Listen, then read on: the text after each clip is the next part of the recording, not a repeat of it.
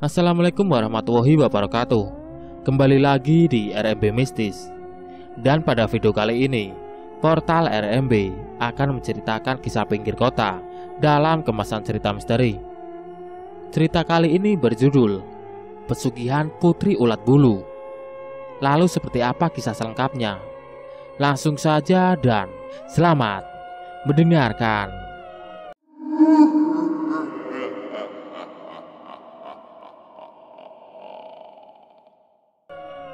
Demi mendapatkan kekayaan secara instan, banyak orang yang seringkali mengambil jalan pintas. Mereka tidak peduli meski jalan tersebut sesat. Yang ada di pikiran mereka, yang penting bisa menikmati kekayaan melimpah ruah tanpa bersusah payah bekerja. Pesugihan menjadi salah satu pilihan yang paling mudah untuk merekuk kenikmatan dunia, yang pada dasarnya hanya sesaat. Kisah lelaki parubaya ini, sebut saja Darmo. Kehidupan yang pas-pasan membuat Darmo dan keluarganya dikucilkan di lingkungan tempat tinggalnya. Tetangga seolah mencibir keadaan ekonomi pria yang benar-benar jauh dari standar minimal tersebut. Pekerjaan yang penghasilannya tak seberapa, sementara kedua anaknya masih kecil yang butuh asupan cukup dan bergizi. Aku benar-benar orang yang sangat terhinakan di tempat ini, gumamnya. Ia merasa tidak jelas lagi perjalanan hidupnya dari hari ke hari dikurung kemiskinan yang mendera. Dia sudah tidak tahu lagi cara apa yang akan dia tempuh untuk mengubah nasibnya menjadi lebih baik. Darmo pun sudah merasa tidak punya muka untuk sekedar bertemu dengan tetangga. Keluhan batin Darmo yang sehari-hari bekerja sebagai buruh harian rupanya juga dialami oleh istrinya. Sebut saja Rini. Sang istri juga dilanda rasa bosan hidup dalam kondisi serba kesusahan. Mencari uang untuk makan sehari itu rasanya sulit sekali.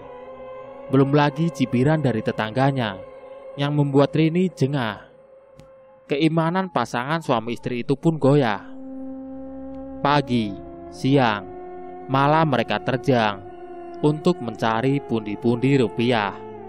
Saat bekerja di salah satu rumah temannya, Darmo sempat menceritakan kondisi perekonomiannya, dan dia mendapat saran agar Darmo pergi menemui orang pintar di sebuah kota kecil daerah Jawa Tengah.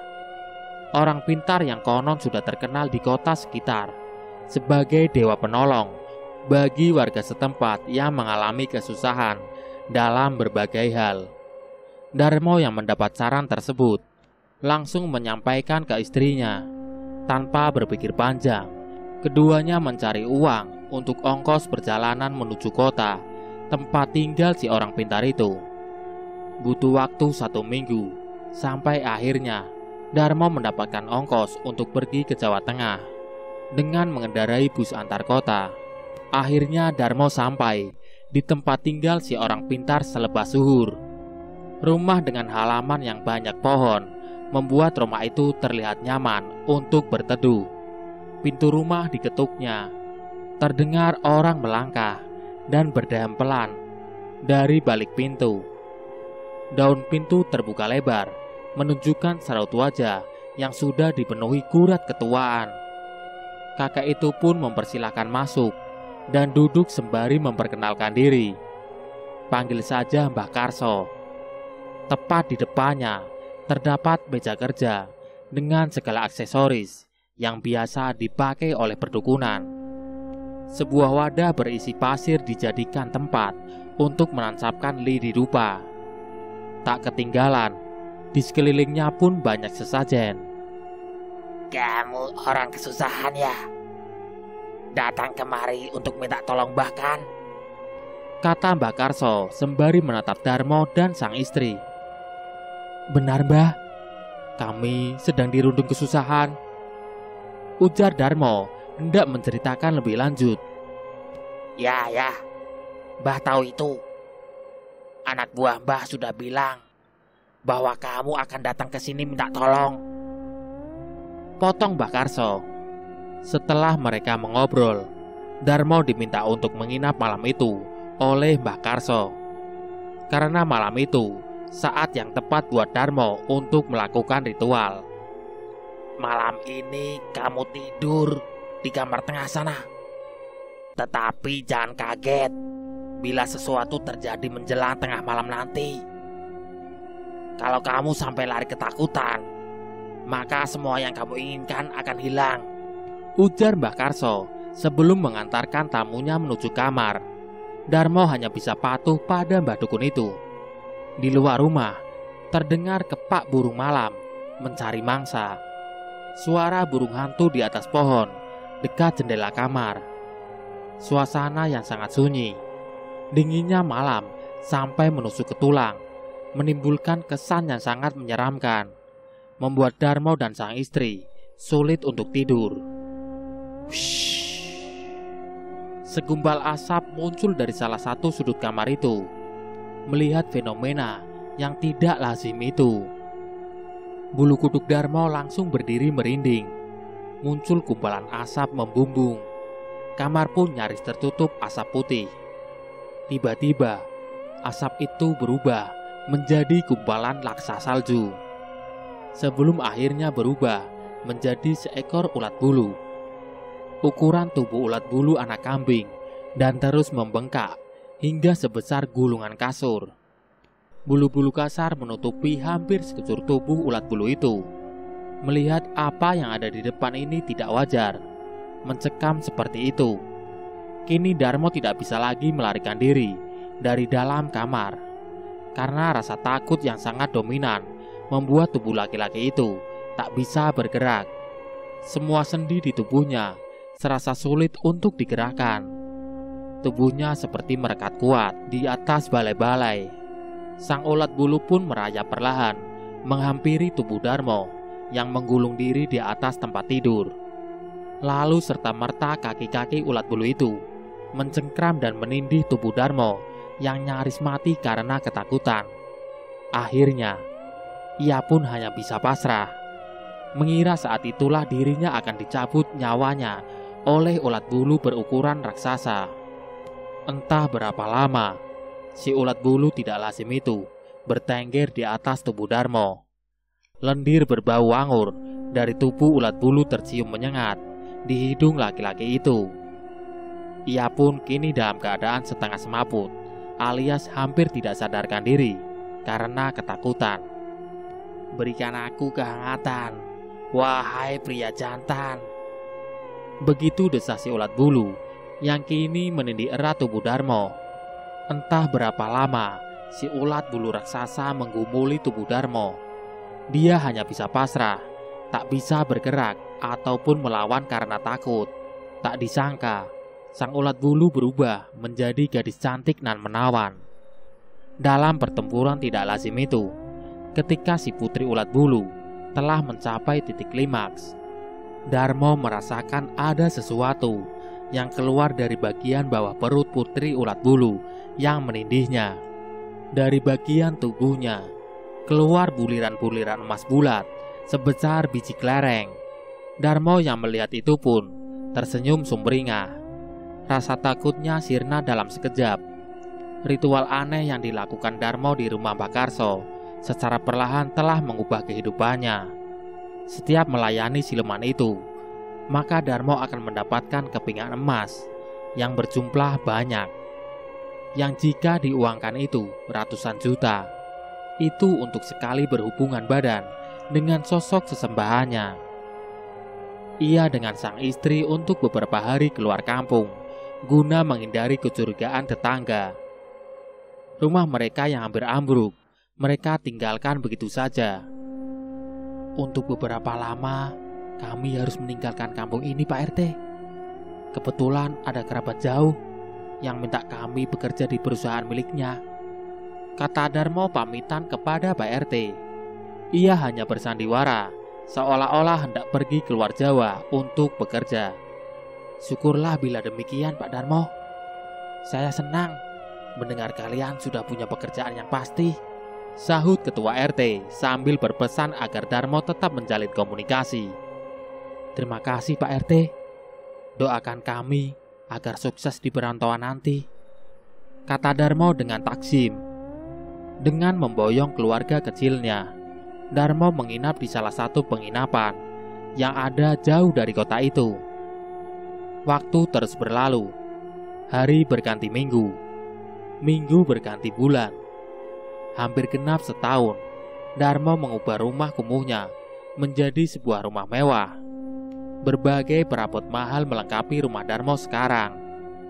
Untuk tetangga yang dulu mencibir dirinya, sekarang sudah tak berani menampakkan diri di hadapan keluarganya Darmo. Pernah sesekali ada yang menanyakan apa pekerjaan Darmo sekarang. Ia mengaku bekerja di proyek swasta dengan penghasilan yang lebih dari lumayan. Darmo juga mengaku dipercaya oleh kerabatnya mengelola badan usaha yang bergerak di bidang properti dan infrastruktur.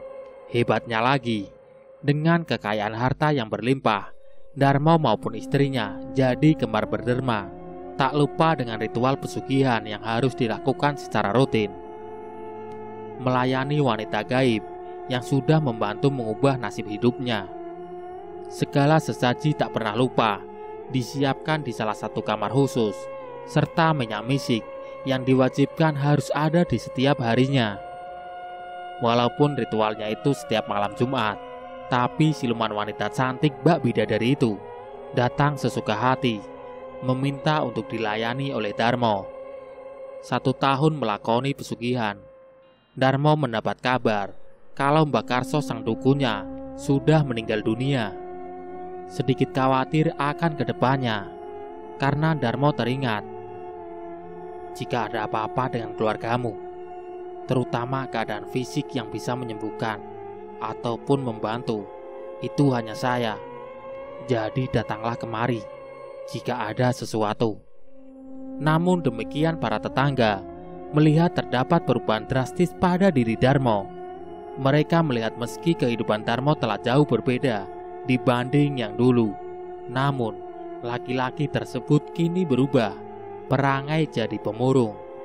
Darmo yang dulu ceria, kini jadi lebih banyak diam.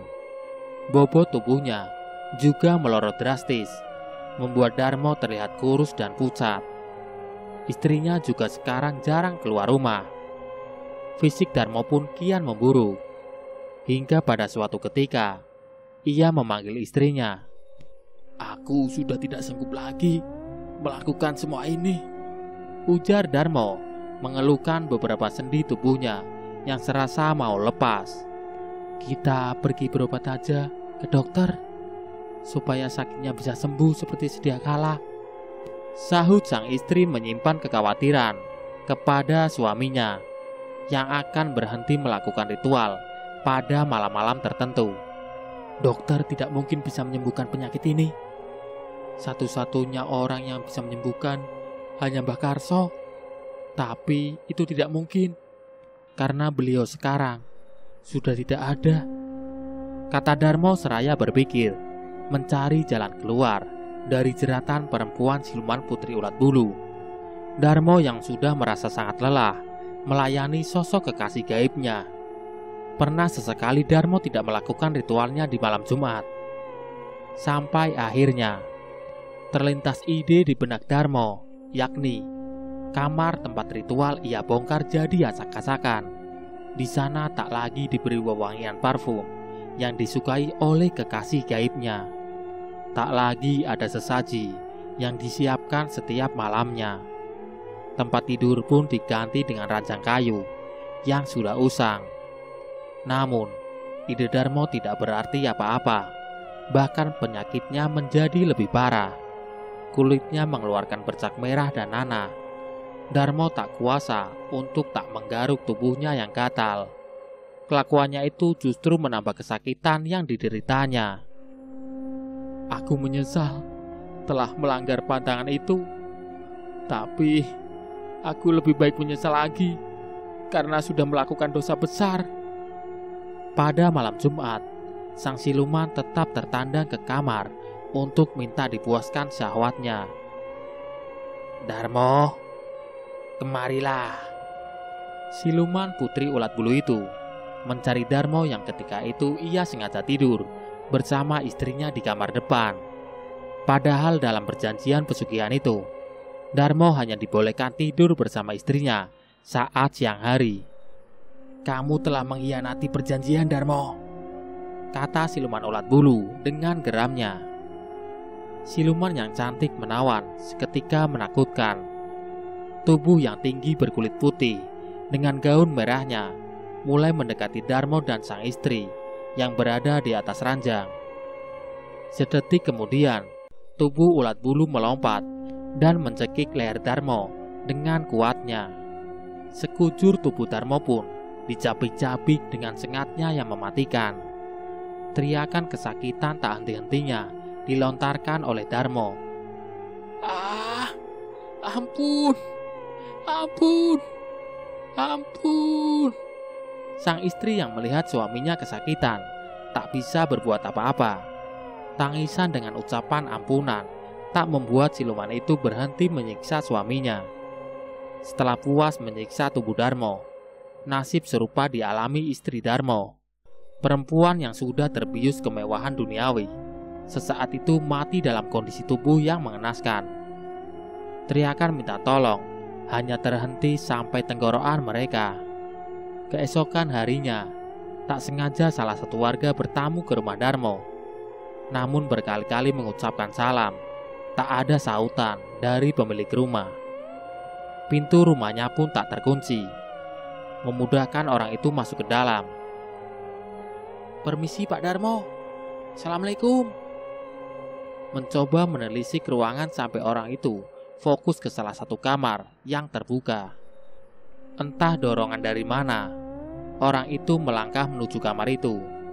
Betapa terkejutnya saat melihat sepasang suami istri tergeletak dengan tubuh yang mengenaskan. Seisi kampung pun geger.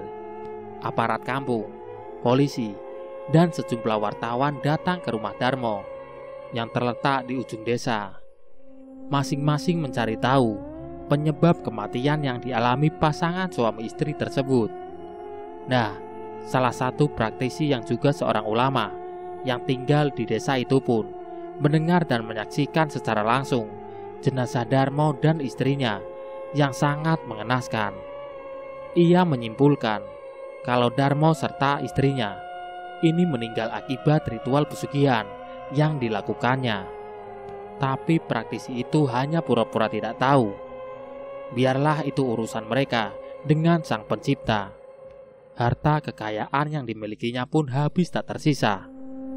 Sementara anak-anaknya diasuh oleh adiknya Darmo. Ingin kaya tapi malah tersiksa. Begitulah siapapun yang bermain-main dengan sesuatu yang telah Allah larang untuk melakukannya, maka ia akan membayar, entah itu di dunia atau di akhirat kelak. Sekiranya cerita misteri pesugihan ini bisa menjadi pelajaran untuk kita semua. Portal RMB, itulah tadi cerita yang berjudul Pesugihan Putri Ulat Bulu. Nantikan cerita-cerita menarik lainnya di konten berikutnya. Sekian. Wassalamualaikum warahmatullahi wabarakatuh.